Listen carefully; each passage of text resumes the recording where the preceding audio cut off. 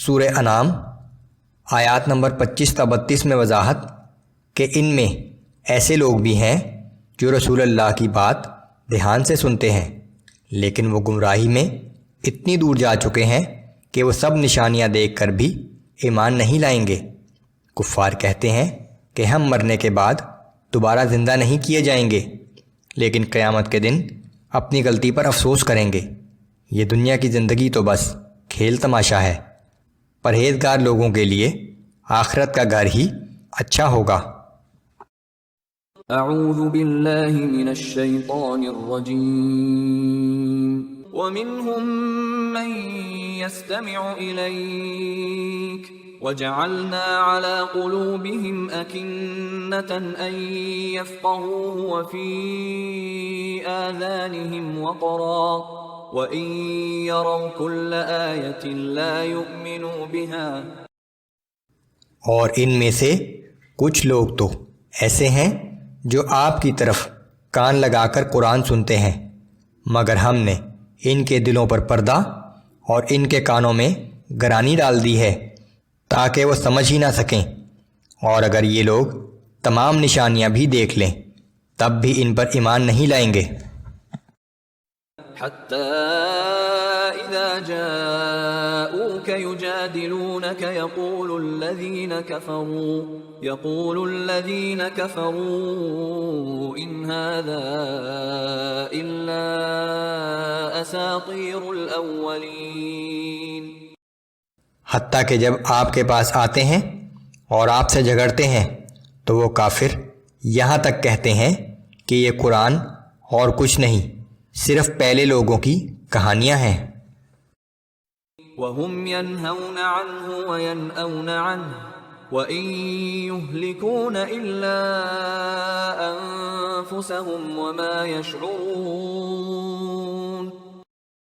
یہ کافر اس امر حق کو قبول کرنے سے دوسرے لوگوں کو بھی روکتے ہیں اور خود بھی اس سے دور بھاگتے ہیں۔ دراصل یہ لوگ ایسی باتوں سے خود اپنی ہی تباہی کا سامان کر رہے ہیں، مگر انہیں اس کا بھی شعور نہیں ہے۔ وَلَوْ تَرَىٰ إِذْ وُقِفُوا عَلَى النَّارِ فَقَالُوا يَا لَيْتَنَا نُرَدُّ وَلَا نُكَذِّبَ بِآيَاتِ رَبِّنَا وَنَكُونَ مِنَ الْمُؤْمِنِينَ۔ اے پیغمبر صلی اللہ علیہ وآلہ وسلم، اگر آپ انہیں اس وقت دیکھیں جب یہ لوگ دوزخ کے کنارے کھڑے کیے جائیں گے تو یہ لوگ اس وقت کہیں گے کاش کوئی ایسی صورت ہو کہ ہمیں دنیا میں پھر واپس بھیج دیا جائے تو اپنے پروردگار کی آیات کو کبھی نہ جھٹلائیں اور ایمان لانے والوں میں شامل ہو جائیں۔ بل بدا لهم ما كانوا يخفون من قبل وَلَوْ رُدُّوا لَعَادُوا لِمَا نُهُوا عَنْهُ وَإِنَّهُمْ لَكَاذِبُونَ۔ دراصل جس حقیقت پر انہوں نے اس سے پہلے پردہ ڈال رکھا تھا وہ ان کے سامنے آ گئی ہے۔ اگر انہیں دوبارہ دنیا میں بھیج بھی دیا جائے تو پھر بھی وہی کچھ کریں گے جس سے انہیں منع کیا گیا تھا، یقیناً یہ ہیں ہی جھوٹے۔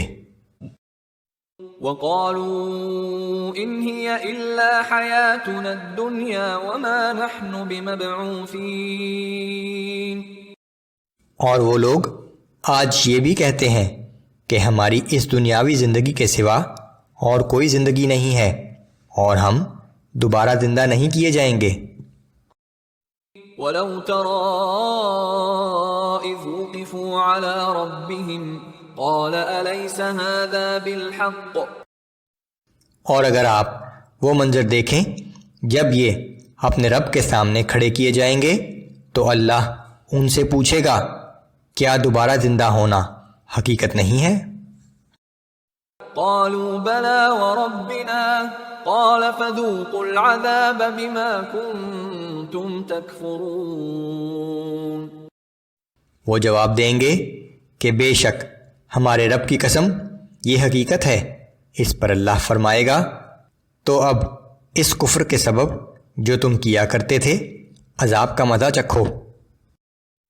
قد خسر الذين كذبوا بلقاء الله یقیناً وہ لوگ سخت خسارے میں رہے جنہوں نے مرنے کے بعد اللہ کے سامنے حاضری کا انکار کیا۔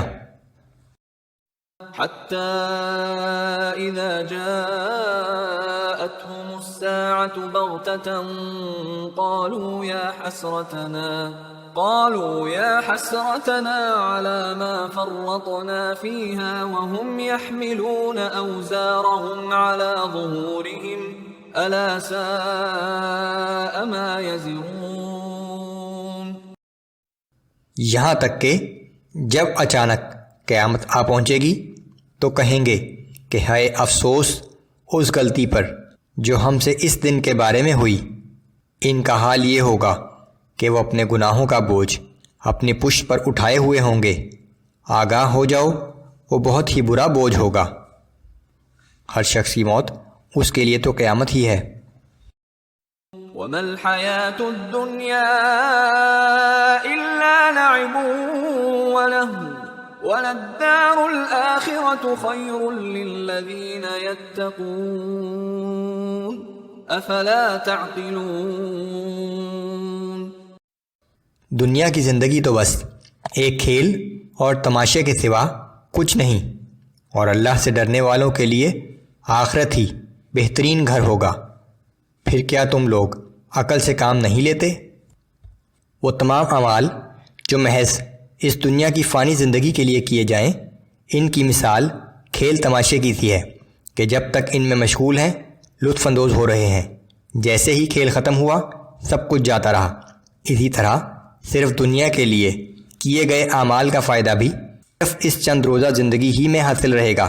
البتہ وہی وقت اگر کسی ایسے عمل میں لگایا جائے جو آخرت کی زندگی میں فائدہ دے تو اس وقت اور عمل کو دوام حاصل ہو جاتا ہے، کیونکہ آخرت کی زندگی میں اس کا اجر ہمیشہ ہمیشہ ملتا رہے گا۔